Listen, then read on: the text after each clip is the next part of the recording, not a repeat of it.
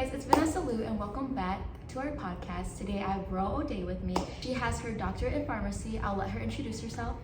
Okay, so some background about me, like she said, I got my doctorate in pharmacy from LECOM. I went to their 4-year program. I did my undergrad at Wayne State, and I did my prerequisites kind of all over, but majority Wayne State. And then, so what I'm going to be answering these questions with is my experience from my year-long rotations, any volunteering, any work, and right now I've been working for almost half a year as a grad intern. So that's where I'll be answering these questions from. So our first question is, can you describe the role of pharmacists in supporting mental health? So a lot of the times in the pharmacy, we have to counsel patients when they are picking up their prescriptions.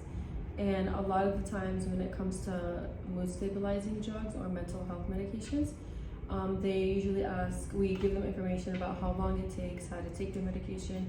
We emphasize the importance of sticking to what the doctor prescribed and like sticking to the dosing regimen. And we're always there if anybody wants to like ask any questions. There's a counseling section. You can just walk up and ask to speak with the pharmacist, and we're there for you. Amazing answer. Our next question is, what are some common mental health medications that you prescribe or recommend, and how do they work? Okay, so as a retail pharmacist, I don't have prescriptive authority, but if you're in a mental health clinic, that's when they would be granted to you. So what I see prescribed a lot are benzodiazepines and SSRIs.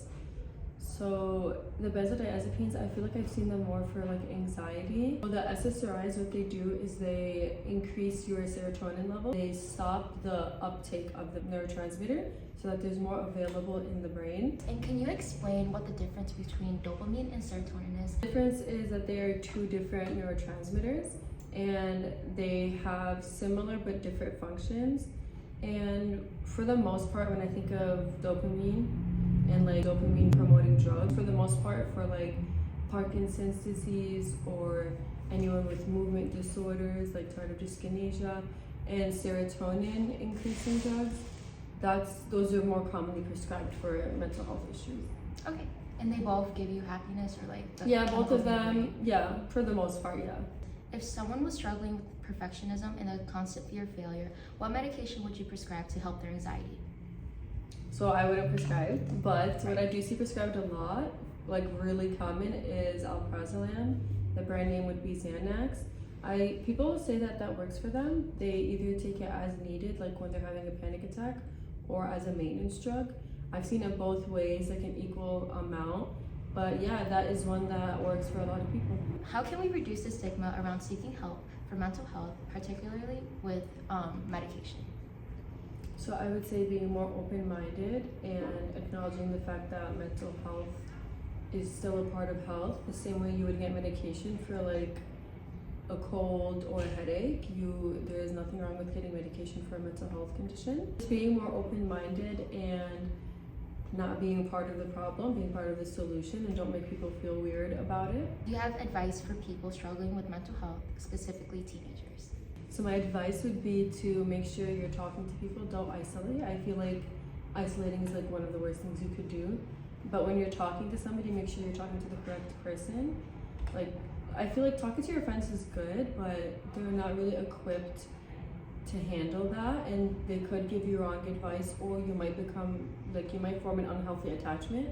So like parents, family, a guidance counselor, a school counselor, a therapist, and just somebody who actually is able to help you and they have the resources to give you the proper advice and guide you through it. So can you explain the steps you take before giving a patient medication? So first, we get the prescription from the doctor. We either get it electronically or the patient brings it in to us. We take it, we type it in for them, and then it depends what kind of system you have, but for most of the time, the computer automatically tells you if there's an interaction with other drugs in their profile. But even if the computer does it, we still go ahead and we check that because it doesn't catch everything. So we would just check the entire medication log and see if there's any interactions or if there's duplicates, like they're taking two drugs in the same class. And that could cause a risk for serotonin syndrome if you're having 2 different SSRIs. So that's what we look out for. We also see if the dose is correct, because sometimes doctors will prescribe the wrong dose, but they know the drug, but sometimes the dose, they make it a little too high. If there's any issues, that's when we would call the doctor and we'd let them know, and then they either send us a new script or we just go ahead and edit it. And then if everything's good, then we fill the medication. A tech fills it, depending whether it's controlled or not. And then, so somebody would fill it, and then there's always 2 sets of eyes. So the tech that counted it makes sure it's the correct amount, and then the pharmacist will double check it and verify that everything's correct. It's the right pill, it's the correct amount, it's going to the right patient. And then we just package it, and then we let them know that their prescription is ready. And then when the patient comes to pick up their medicine, we counsel them, especially if it's their first time taking it. We have to tell them all the side effects, how to take it, when not to take it. If you miss a dose, should you double up? Should you just skip that day? Things like that. Next question is, what strategies can individuals use to prevent drug addiction, and what are signs of addiction people should be aware of? So for an individual to prevent being addicted to their drugs is to take it as directed and to not take it any more or any less. And also, if a drug is prescribed to you, you should not be giving it to anybody else. That is most important. If you do feel like you're becoming tolerant of the drug and you're going to be requiring more and it is causing you to take more pills and you fear it's going to lead to addiction, you should let your provider know, and then they can either prescribe another drug that will prevent any addiction from happening, or they can just switch you to something else that has less addictive tendencies. And actions the pharmacist can take, we just pay attention. So if we notice that their next refill is like, let's say October 30, and they are coming in October 15 and they're saying they're already done, we're like, hold up, you should have 15 or maybe even 30 pills left if you're taking it twice daily. So we're like, okay, what's going on? Tell me what happened, where did it go? And if we see that that's a common trend, we would let the doctor know. We'll be like, hey, I think there is misuse of drug happening. But for the most part, yeah, we pay attention to see if you're finishing a little too early. Signs of addiction is, some of them could be if you feel like you can't function without it. Like if you already took your medication and some time goes by and the next time you're supposed to take it is the next day, but you're already feeling like you need it that night, that's probably a sign that your body's either becoming tolerant or you're becoming addicted to the effects of it. Some other signs for like other people to pay attention is usually when the person starts becoming isolated, agitated, irritated. They're just like hiding things that are like not really meant to be hidden, like just something normal. They're becoming secretive. To pay attention for signs like that. Okay, and what are some signs of withdrawals with medication? Withdrawals, it depends. So for mental health drugs, it would be nausea, I've seen, seizures, shakiness, tremors. So do you have any inspiring quotes that stick to you? If I'm like going through something, it would be the saying, it gets better, because I feel like it always does get better. And looking back, you just realize, oh, you made it through that, so you can probably make it through anything life throws at you.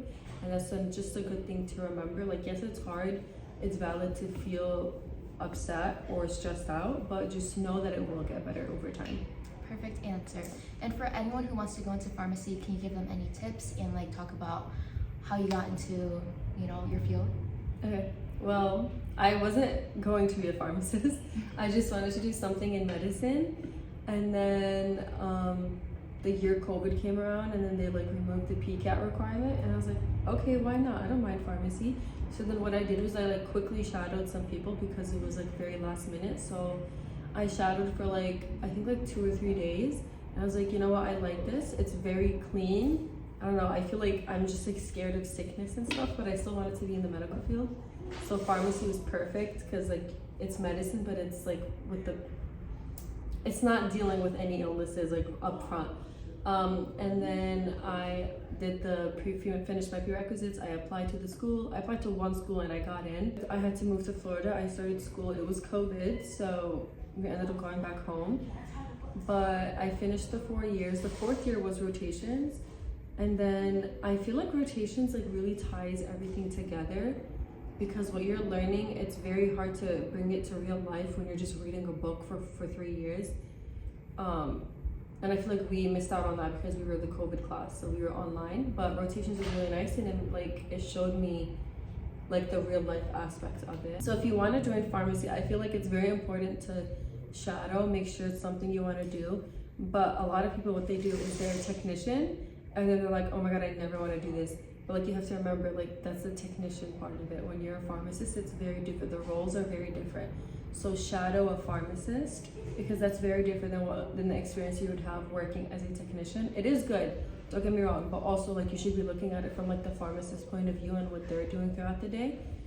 And then when you're in school, honestly, just once you get in, just make sure you have like a good like social and work and study life balance. And how many years of schooling did it take for you? So it took me, I did 3 years of undergrad, but because COVID happened, we were online. So I did like 52 credits in like one semester, because the max is 18 credits per college. So I just did them at multiple schools, and then a lot of them were self-paced classes. So that was like perfect for me.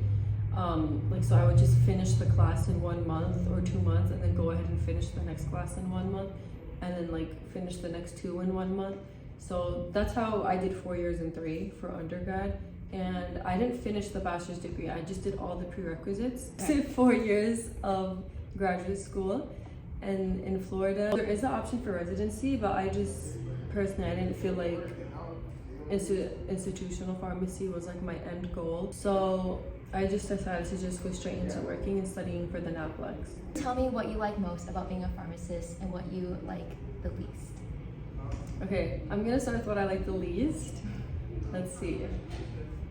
The least would honestly, from the retail point of view, would just be the busyness. But I feel like I just personally work in a busy store, like a busy location, but it's just the busyness. I feel like it's nice though, because when it's slow, I'm so bored, but also when it's too busy, it's actually chaotic. But that's it, just the busyness. But that's literally any job. But what I love the most is the fact that it's medicine, but it's still clean. Like I'm like very germophobic, and like I'm scared of bacteria and stuff like that. So I love that pharmacy was like an option for like a clean way to work in medicine. Okay, perfect. I was gonna say like, should your favorite part be like patient care? No. Okay, so retail pharmacist, I feel like there isn't much of that. Most of our communications are with the doctor or like the practitioner. So the nurse practitioners and nurses, but the only time we would speak with the patient is if they're asking for a consultation from us. But in institutional pharmacy, we were doing that a lot, like working, like talking to the patients and helping them with how to take their medications and things like that. But I feel like we don't really do much of that. What we do most is just like checking the medication profiles and communicating with the providers. Okay, perfect. Thank you so much, Ro, for being on our podcast. Your input was very, very informative. And if you guys have any questions, DM us. Thank you again. Thank you.